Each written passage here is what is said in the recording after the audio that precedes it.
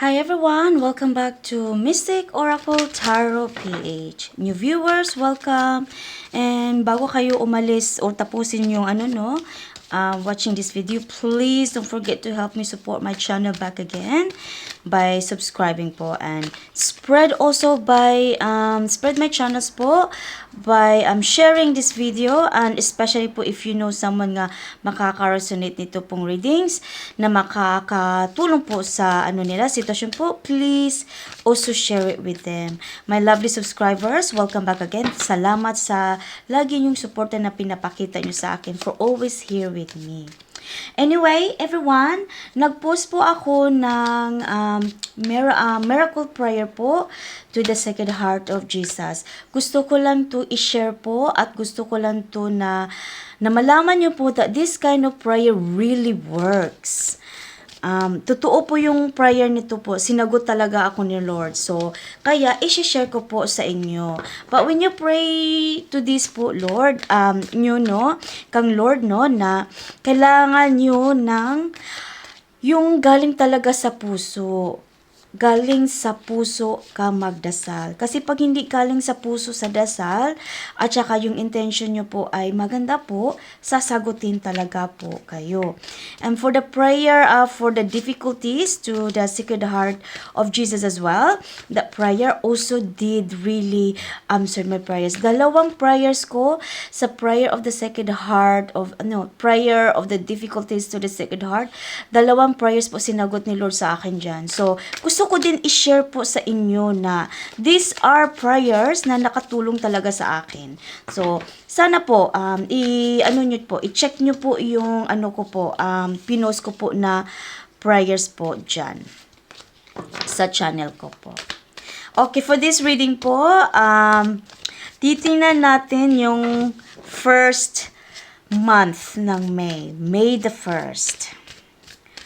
Okay? So, titingnan natin kung ano yung mga parating or changes o what's happening sa May 1 po sa inyo. Kung sino man maka-resonate po nito. Kung hindi po kayo maka-resonate, it means that it's not meant for you. Leave it behind po yung energy, yung readings po. And let's begin the reading po. Okay. Meron tayong 5 of Wands.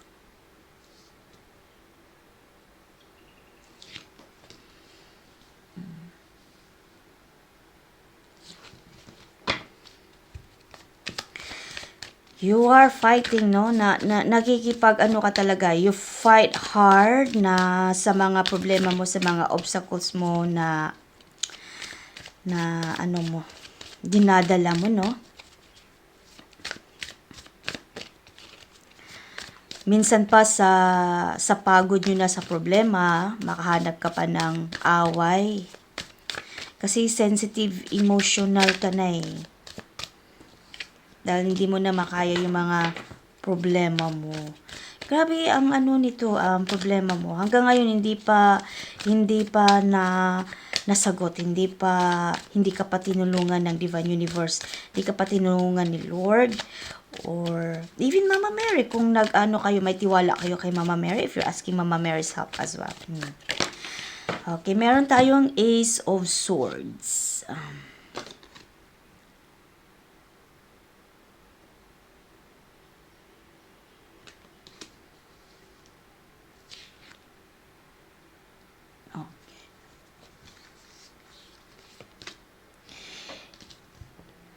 Hindi ka na wala ng pag-asa kasi wala kang choice. Kung may choice ka na i-let go mo yung problema mo, no, parang hindi mo matanggap sa sarili mo. Kasi yung problema na dinadala mo, importante yan sa buhay mo. Kaya, continue ka pa rin nag-hope.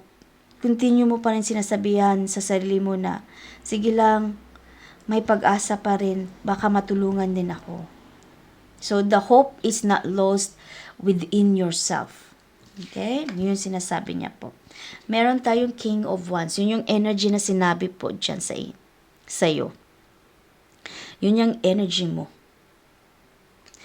Kasi ano ka na nakapag-desisyon ka na itong problema na to, specific sa sarili mo lang na yan talaga gusto mo siya na problema na tapusin siya kasi it's a big deal to you. It's part of your parte ng buhay mo na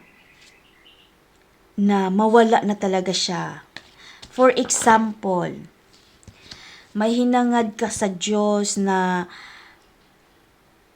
magkapera ka, no, na for example, may you're selling something, ano, may ano ka, and you still waiting for that thing na maano siya, mabenta siya kasi kailangan mo talaga ng pera, that kind of amount of pera. Okay, yun yung example ko. So, mabigat siya na problema na gusto mo na siyang matapos, pero hindi mo pa siya matapos-tapos according to the energy here for now. So, while we opening it, let's take a look more kung matatapos pa talaga siya. Okay? Kasi at the moment, ito yung feeling mo eh. Ito yung feeling mo na dinadala mo. But sometimes, no, pag naisip mo naman, you feel like, okay lang, may pag-asa pa, wala pa. Yung hope mo ba na, parang bumabalik yung hope mo. Meron tayong King of Swords. Hindi mo talaga siya malit-ko na problema.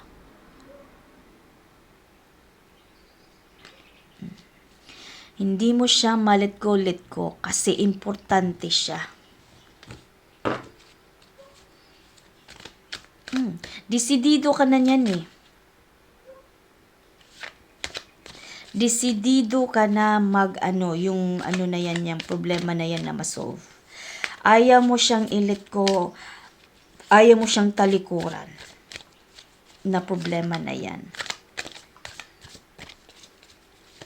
Sigurado ka na talaga.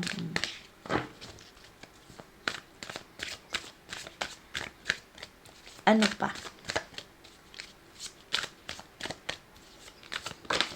Oops. Okay, balik natin kasi siya eh.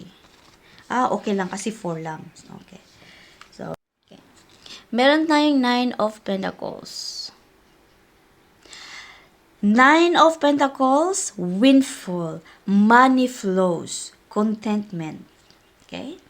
Masisense mo na maa-achieve mo siya. There is coming, meron talaga siyang parating tungkol to sa pera. Alam mo, feel ko to sa energy, no? Malaking pera to na marireceive. Yun ang inaantay mo, malaking pera. Kaya hindi mo siya let go.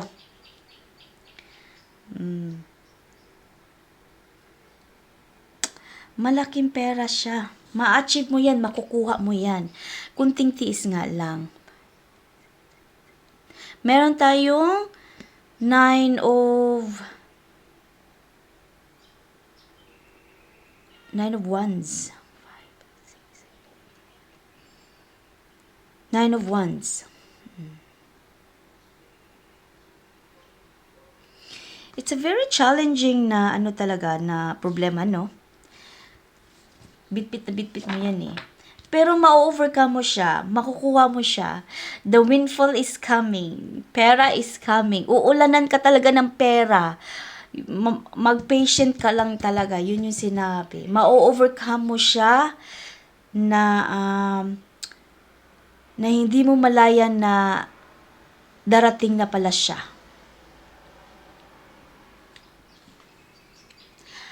Mag-move forward ka din. Yung sinabi ng energy niya dyan. Okay? Meron tayong Ace of Wands.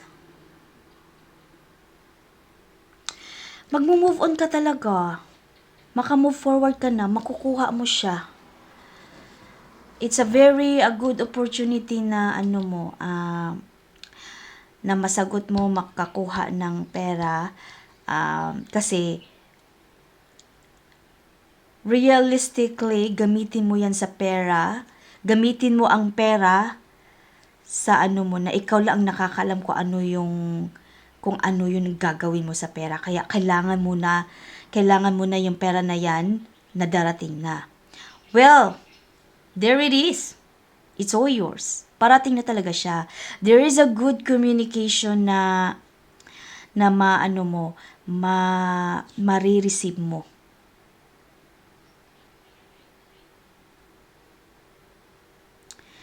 Kasi pag makuha mo to, no, realistically, may plano ka na eh. Wala pala nakuha ng pera mo, may plano ka na.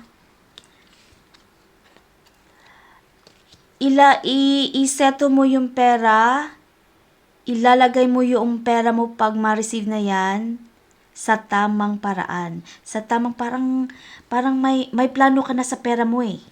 Realistically. Okay? Yun sinasabi ng energy mo dyan. Two of Wands. May tumutulong sa iyo eh.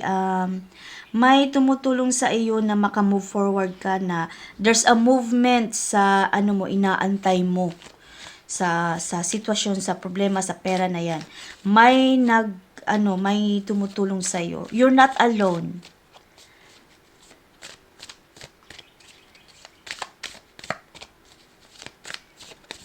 May nagtulong talaga sa'yo. Hindi ko sure kung ano to siya, lawyer or friend or family or something.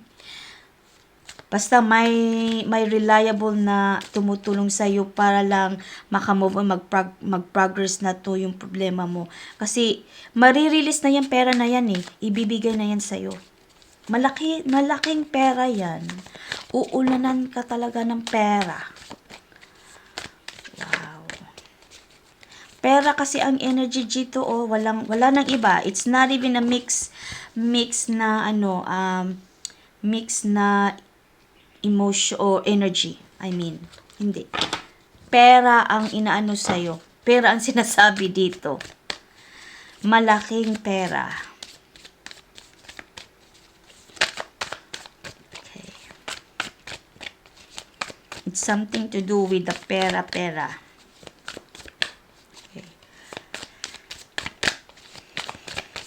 Ano pa? Meron pa ba?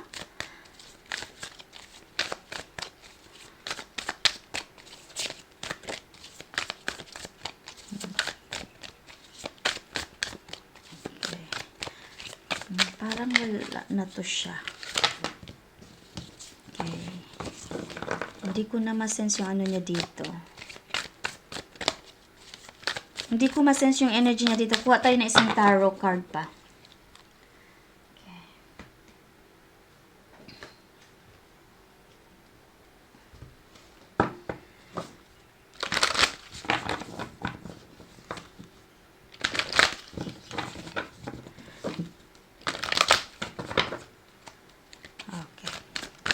Meron pa bang energy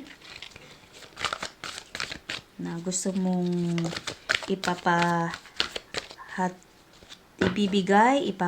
sa kung sino mang maka-resonate po nito? Meron tayong Nine of Swords.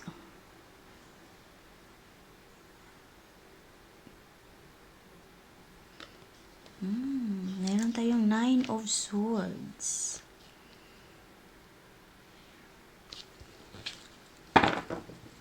Grabe, minsan nun, sa problema mo, no, nagno-nightmare ka na, no, you feeling anxiety na, no, na-stress ka na, sumasakit ng ulo mo, parang hindi ka na makakatulog, insomnia ka na, nawawala ka na mismo sometimes, no, energy mo nawawala, parang wala ka na ng lakas na iwan sa iyo minsan pa. Dahil stress ka. You are in danger of becoming depression. So look after yourself naman po. Alam ko naman na hindi talaga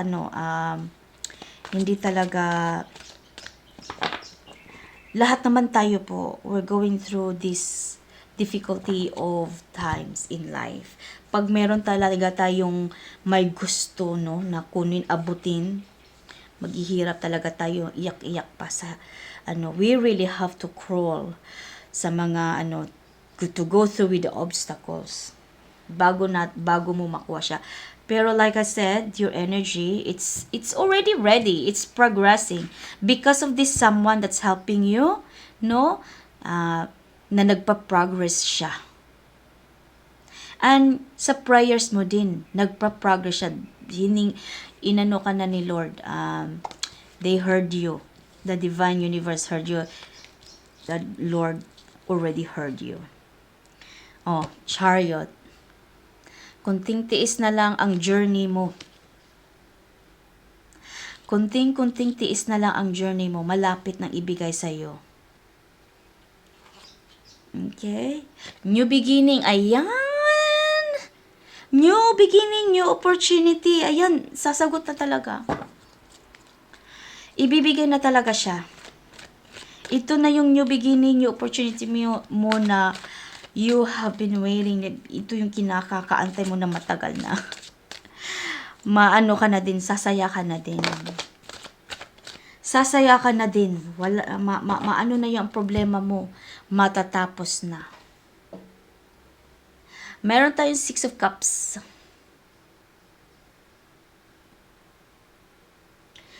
Alam mo, pag ma-receive mo to, no, na windfall na pera, no, malaking pera, i-share mo yung, yung kaligayahan mo.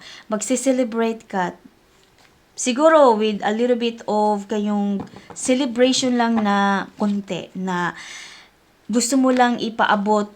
This is the way how you thank the divine universe, no, na sharing through the happiness, sharing to magpapakain ka, like celebrating a small lang talaga siya, na parang either invitahin nyo siya sa dinner for how many people only. Ganun lang siya. Pamilya mo ba o pamilya man ng sino ba tong taon na nagtumulong sa iyo, yung parang ganun lang siya, parang invitation siya na dadalhin mo sila somewhere to have like dinner, that kind of celebration. Basta magpapakain ka. Yung energy mo dyan. Kasi you are happy, you are thankful. That's how you show your appreciation and thankful gratitude. Meron tayong 2 of Swords. Na yung difficulties mo, no, natapos din ang lahat ng mga pagdurusa mo. Matatapos na siya. So, congratulations and bless you whoever can resonate this message. Matatapos na siya. Kunti na lang yung journey mo.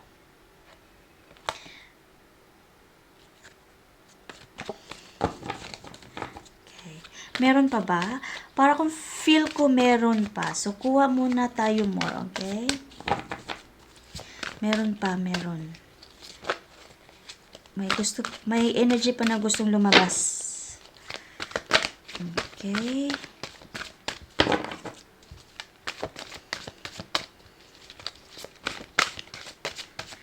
Okay, what else?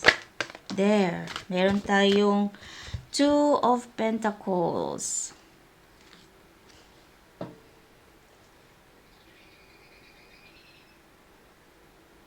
Ito yung magbabalance mo sa sa sitwasyon mo, sa kapirahan mo, at sa emotionally speaking, no, sa mental mo. Magbabalance yan spiritually, mentally, financially. Magbabalance yan. Ito yung problema na pinaghirapan mo, no. Ito yung mga problema na obstacle mo, no? Yan ang magbabalance sa iyo, magbibigay sa iyo ng balance. Okay.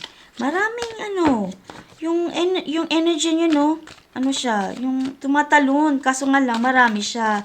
So, I don't get lots of, hanggang 4 lang talaga siya. Tingnan mo siya, marami siya. Tumatalon siya. Parang yung tarot card niyo, no, masaya siya, parang na-sense yung energy nyo na makukuha mo na ang kinaantay mong pera. Pera kasi talaga ito. Wala na akong makitang energy na iba. Pera talaga siya. Kunting tiis na lang ang travel mo. Kunting tiis na lang ang tiis-tiis mo. Kunting-kunti na lang talaga. Hindi na siya tatagal. Makukuha mo na ito. Okay, give me one more message please. Kasi tumatalong. Ayun! Sabi ko one more message. Ayun, tumalon. Siya lang mag-isa. Meron tayong 5 of Wands.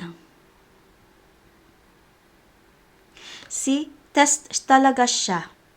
Meron ba tayong, parang meron din akong 5 of Wands dito. Parang may 5 of Wands din ako. See? Sa umpisa, yan. 5 of Wands. Meron nga. See? It's a test. It's a confirmation na this is, ano mo talaga, you are meant to receive this obstacle. Binigay ni Lord sa iyo na mag-sacrifice ka muna. But in return, makukuha mo na siya. In return, maging maligaya ka na. Wow, congratulations. Ang ganda ng cards mo. Kahit naghihirap ka, kahit umiiyak ka na. Give up ka na, ayan. Makukuha mo na siya with no doubt. According to the energy nga nakunik ko dito at nabasa ko, makukuha mo na ang perang kinaantay mo. Malaki to. Super, super lucky. Trials lang ang binigay sa'yo ni Lord. Ay nakikita ni Lord na nagtiis ka, tiniis mo talaga ang sakripisyo mo, ni-rewardan ka na. So, this is all your rewards. I hope nga may naka-resonate po nito. And sa mga bagong viewers, please subscribe. And whoever can resonate this, comment down below as well. Don't forget also to like everybody.